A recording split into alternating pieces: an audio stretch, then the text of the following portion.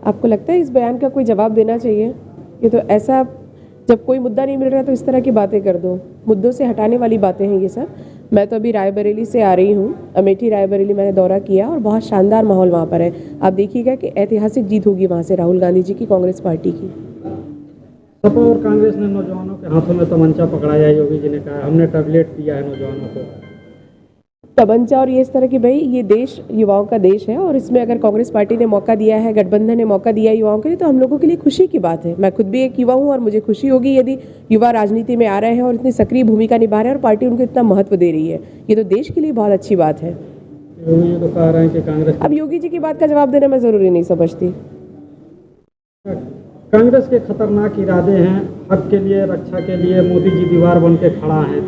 यदि हक और अधिकार को आप खतरनाक बात कहेंगे तो मुझे नहीं लगता कि ये बिल्कुल सही शब्द है। भाई सबको न्याय मिलना चाहिए, सबको उनका अधिकार मिलना चाहिए, उनका हक मिलना चाहिए। यही तो संविधान हमको बताता है, यही तो संविधान हमारे लिए है और उसी की रक्षा के लिए सब लोग सामने आए हैं। मुझे लगता है ये तो अच्छी बात है।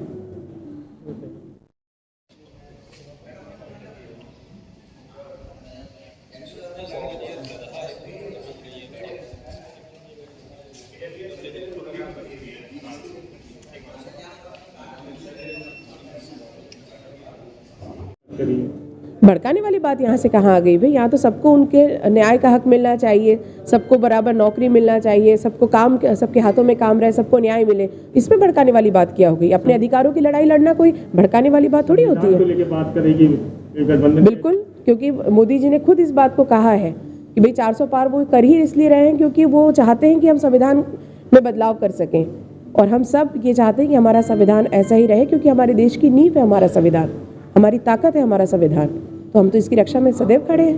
4 चरण के चुनाव हो चुके हैं, जैसे भाजपा कह रही है कि 400 सीट पार और यूपी में 80 सीट, कहाँ तक आप अपने आप को पार्टी के सामने? कल ही अमित शाह जी ने बयान दिया है कि 275 पे तो आज बीजेपी खड़ी है 4 चरण के चुनाव में। तो मैं अब पूरे देशवासियों से यही कहना चाहूँगी कि भाई अब एक अच्छा मजबूत विपक्ष चुने, क्योंकि भाई 274 सीट यदि बीजेपी ले रही है, 272 सीट, तो भाई वो तो बहुमत के करीब है बिल्कुल। तो अब तो उनको जो है वो देशवासियों से यही निवेदन है कि आप अच्छा विपक्ष चुनिए। अब तो आपको एक तरफा जो है महागठबंधन को अपना मत देना चाहिए कि विपक्ष मजबूत हो, हम तो यही चाहेंगे।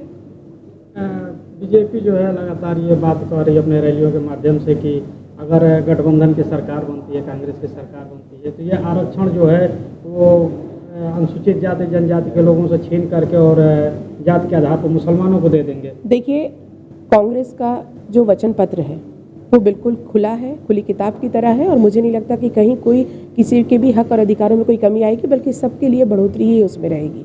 और ये सब बीजेपी की बहकावे वाली बात है, ये सब बेकार बातें हैं जो बीजेपी को जब कोई मुद्दा नहीं मिल रहा तो वही सब मुद्दे कर रहे हैं। अपनी बात करें, अपने 10 साल के विकास कार्य वो बताएं, कांग्रेस पर ब्लेम करने की उनको जरूरत नहीं है। आपने जो 10 साल में काम किया आप उसकी बात करिए, आप आगे क्या करने वाले हैं उसकी बात करिए। कांग्रेस हमेशा भविष्य में क्या करना है इस बात को लेकर आगे बढ़ रही है, गठबंधन हमेशा इस बात को लेकर आगे बढ़ रही है कि हमको भविष्य में क्या करना है, और वो बातें स्पष्ट है, किसी एक जाति विशेष के लिए नहीं बल्कि सभी वर्गों के लिए सारी बातें उसमें शामिल हैं। और क्या बदल रही है?